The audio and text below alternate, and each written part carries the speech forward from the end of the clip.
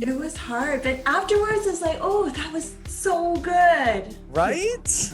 Good, yes. Watching you two manage this and complete the tasks, that was really, really good. I think you're just, very nice and kind. I think I am, but Yeah. with the sense of realness in the sense that I'll always find what's best about what you're doing because we can build on that. And what I find is that sometimes people are raised with the expectation of being told that they're either not good enough or they're not doing it well enough. So a lot of times people get accustomed to the hardship and focusing on the hardship. My belief, and from my own coaches, is that we know it's going to be hard anyway.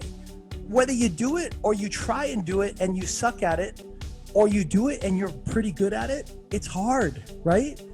So as long as a person is trying, we're always going to find those avenues to raise the bar in a way that your mind is more attracted to doing. Like everybody gets motivated from negative feedback, but there's a limit on that. And I find that people get their plateau when they're not accustomed to finding that avenue to get that next level. Like you talk to a Michael Jordan, you talk to a Tiger Woods. I haven't talked to those guys, but I've read their books, I've read their biographies, I've listened to their coaches whenever they spit out some content online. And the one thing I find about high-level coaches is when they're working with their athletes, they might give them a hard time sometimes, but they really pinpoint on what they can really gravitate towards that they're doing well on, and they make them explode in those areas. It goes back to that old saying of, we don't have to be great at everything, but if we want to be great, we just got to be great at something. So if you're great, for example, at pushing yourself for that extra last 5 seconds, well, guess what? I'm going to notice that, and I'm going to call you on that, and I'm going to ask you to do more of that.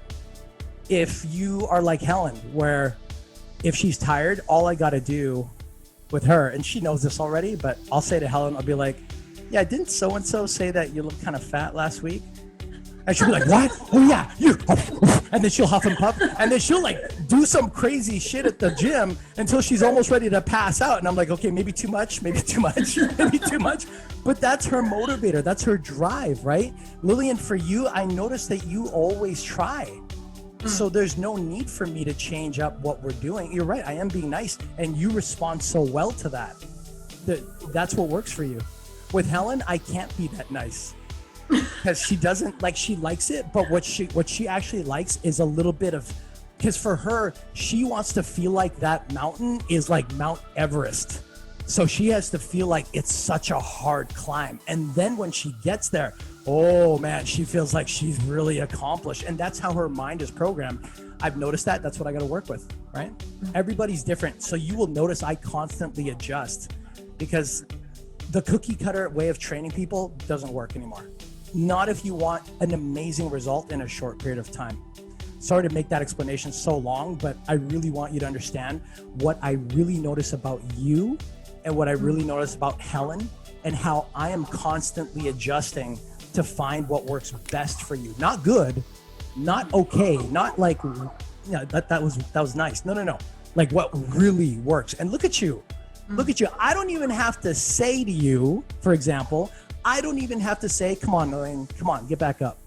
You will drop. I watched you twice already. You dropped, you got mad at yourself. You almost gave yourself like this WTF, oh my God, look at your face. You're saying it, and I'm sitting there going, I'm not saying shit. She's already giving herself a hard time. I'll just wait. And in 3 seconds, you're right back up there. And while you're hurting, you're still looking at Helen going, well, what's she doing? Oh shit, she can do it. Well, what's wrong with me? You're so Chinese. You're so Chinese. But hey, you know what? Maybe it's because you're Chinese. Maybe it's also because you're just highly driven.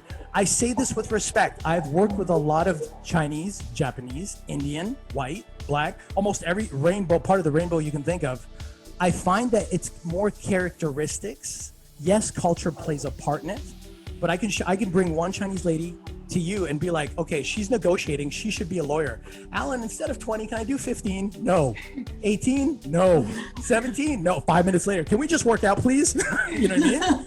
And then there's you two that are just like, oh my God, why can't I do this? I got to push for that next level. Your characters are very strong. So I have to find a way in myself to meet your strength and then move that up. Because when I move that up with you, your effort just follows. You make my job more pleasurable and easier, which also means I can compliment you more because I'm not sitting there going, 20 more, please. You know what I mean? I don't have to do that shit.